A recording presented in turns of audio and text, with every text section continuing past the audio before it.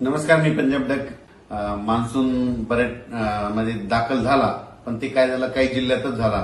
म्हणजे सांगली जिल्हा, सोलापूर जिल्हा, त्याच्यानंतर सातारा, कोल्हापूर ह्या पट्ट्यामध्ये इकडं बीडच्या काही भागापर्यंत आला. पण त्याच्यानंतर ते तिथं स्थिरावला. त्याच्यानंतर त्या मान्सूननं पूर्ण प्रगती केलीच नाही. तर राज्यात परत पाऊस कधी येणार आहे? तर राज्यातल्या सर्व शेतकऱ्याला सांगू इच्छितो की आज आहे 11 जून 2026.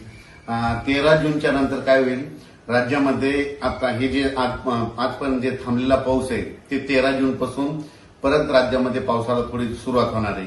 13 जून नंतर जे पाऊस पडेल, 13ला पडेल, 14, 15, 16, 17, 18, 19 हे काय होईल, एक दिवस पडेल, पुन्हा दुसऱ्या दिवशी येणार नाही, तिसऱ्या दिवशी पडेल, चौथ्या दिवशी येणार नाही. म्हणजे 13ला येईल तर 14ला येणार नाही, 15ला येईल तर 16ला येणार नाही, 17ला येईल तर 18ला येणार नाही.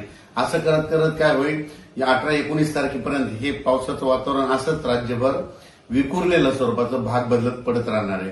मग राज्यात मान्सूनचा पाऊस परत करीत दाखल होणार आणि शेतकऱ्याचे पेरण्या कधी होणार?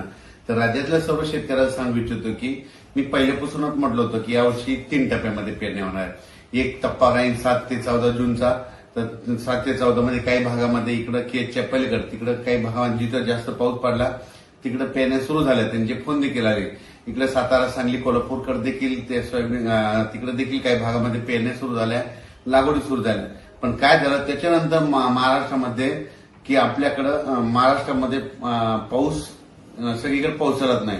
मग राज्यातल्या शेतकऱ्याला सांगू इच्छितो की 3 टप्प्यामध्ये जे दुसरा टप्पा आहे तर जूनच्या शेवटच्या आठवड्यामध्ये 20 जून ते 30 जून मध्ये, म्हणजे 20 जून पासून ते 30 जूनच्या दरम्यान राज्यात एक पाऊस येणार आहे. पण तुम्हाला सांगतो ते मान्सूनचा पाऊस काय होतोय, दरवर्षी मुंबईकडून येतो आणि यावेळेस काय होईल, शॉर्टकट मार्गानं इकडून नागपूरकडून काही येईल, इकडून कर्नाटककडून येईल, असा कर्नाटक तेलंगणातून येईल. आणि त्याच्यामध्ये मात्र 20 जून ते 30 जून मध्ये एक दुसरा पेरणीचा टप्पा होईल, म्हणून हे लक्षात येतं.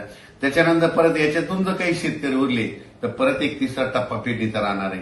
आणि त्याच्यामध्ये तुम्हाला सांगतो 10 जुलै ते 15 जुलै, मग त्याच्यामध्ये राहिलेल्या सगळ्याच्या पेरण्या त्याच्यामध्ये होतील. पण शेतकऱ्याला माझी विनंती की जमिनीमध्ये चांगली ओल असेल तरच पेरणीचा निर्णय घ्या, नसता पेरणी करू नका. कारण की 4 बोट 6 बोट ओलीव पेरणी केली तर ती आतापर्यंत फेल जाते, हे स्वतःचा देखील अनुभव आहे. म्हणून जमिनीमध्ये ईदवर ओल गेली त्यानंतर पेरणीचा निर्णय तुम्ही स्वतःचा घ्यायचा. आणि राज्यामध्ये मात्र 20 जून पासून म्हणजे 20 पासून काय होईल, बऱ्याच भागामध्ये पावसाला सुरुवात होईल. मग ते मान्सूनचाच पाऊस असेल. 20च्या नंतर ते 21, 22, 23 जसं जसं ते जूनच्या शेवटच्या आठवडा येईल तसं मग काही भागामध्ये बऱ्याच ठिकाणी मान्सून दाखल होईल आणि त्याच्यामध्ये देखील एक पेरण्या होतील. आणि त्याच्यामधून जर काही शेतकरी उरले तर 10 जुलै ते 15 जुलैमध्ये पेरण्या होतील, म्हणून हे लक्षात घ्यायचं. पण राज्यातल्या सर्व शेतकऱ्यांची पेरणी होणार आहे, घाबरून जाण्याचं कारण नाही. आता बऱ्याच जणांना वाटतं की 7 जून गेला आणि पाऊस नाही आला, तर काही चिंता करू नका. तुम्ही तुमची कामं करून घ्या, तुम्ही तुमचे बियाणं व्यवस्थित राहू द्या. कारण की राज्यामध्ये काय होणार, 20 तारखेच्या नंतर 20 जूनच्या नंतर जसं 21 येईल तसं पावसाला सुरुवात होईल, 22ला बऱ्याच भागात कव्हर होईल. असं करत करत त्यावेळेस सगळ्या भागामध्ये 20 ते 30 मध्ये पाऊस जाईल आणि महाराष्ट्रातल्या सर्व शेतकऱ्यांच्या पेरण्या होतील. यावर्षी चांगला पाऊस पडणार आहे. मी पहिल्यापासून म्हणत होतो जूनमध्ये थोडा कमी राहील, जुलैमध्ये जास्त पडणार आहे, ऑगस्टला कमी राहील आणि सप्टेंबर ऑक्टोबरमध्ये मात्र परतीचा पाऊस मात्र धुमाकूळ घालणार आहे. म्हणून हे अंदाज सर्व शेतकऱ्यांनी लक्षात घ्यायचा. महाराष्ट्रातला जो दक्षिण भाग आहे तर त्या दक्षिण भागामधल्या म्हणजे इकडे उदगीर, आसाम, तारकर्ली, इकडे पूर्ण कडला काही भाग, इकडे त्याच्यानंतर केज, अंबाजोगाई त्या परिसरात, इकडे मग सांगली, सातारा त्या परिसरात बऱ्याच ठिकाणी त्या पेरण्या झाल्या. पण आणखीन बऱ्याच पेरण्या जवळपास सगळ्याच शेतकऱ्याच्या राहिल्यात. उगाच थोड्याफार प्रमाणाचा दक्षिण महाराष्ट्राकडे पाऊस थोडा दाखल झाला आणि त्याच्यानंतर मोसमी पाऊस थांबला. त्याच्यानंतर आता काय होईल, या 13 तारखेपासून बऱ्याच भागामध्ये पाऊस पडेल, ते पण सगळीकडे पडणार आहे. सर्वात महत्वाचं नंतर सगळ्याला तर आशा आहे की आमच्या सगळ्या गावाला पाऊस हवा. ते पाऊस 13 पासून जे येणार आहे ते मात्र सगळीकडे पडणार नाही.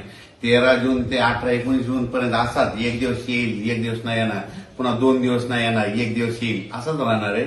मग 20 जूनच्या नंतर मग परत महाराष्ट्रामध्ये चांगलं मोसमी पाऊस सक्रिय होईल आणि शेतकऱ्याच्या पेरण्या होतील. म्हणून हा अंदाज सर्व शेतकऱ्याला लक्षात, सगळ्यांच्याच पेरण्या होणार आहेत. दुष्काळ वगैरे काही पडणार आहे.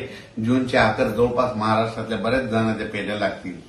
सुरुवातीपासूनच वैयक्तिक शेतकरी असल्यामुळे सांगतो की मी स्वतः पेरणी करत असताना मी स्वतः थांबतो, मी स्वतः पेरतो. कारण की स्वतःचा अनुभव आहे. जमिनीमध्ये पाऊस पडल्याच्या नंतर शेतामध्ये कुदळ घेऊन जायची. जमिनीत जर ईदभर ओल असेल तर तुम्ही पेरणीचा निर्णय घ्या, नसता घेऊ नका. 4 बोट 6 बोट जर तुम्ही पेरणी केली ना ती फेल जाते. म्हणून ही अंदाज सर्व शेतकऱ्यांना लक्षात येते आणि आपण आपलं नियोजन करायचं. पण दुष्काळ वगैरे मात्र काही पडणार नाही म्हणून ही अंदाज सर्व शेतकऱ्यांना लक्षात यायचा.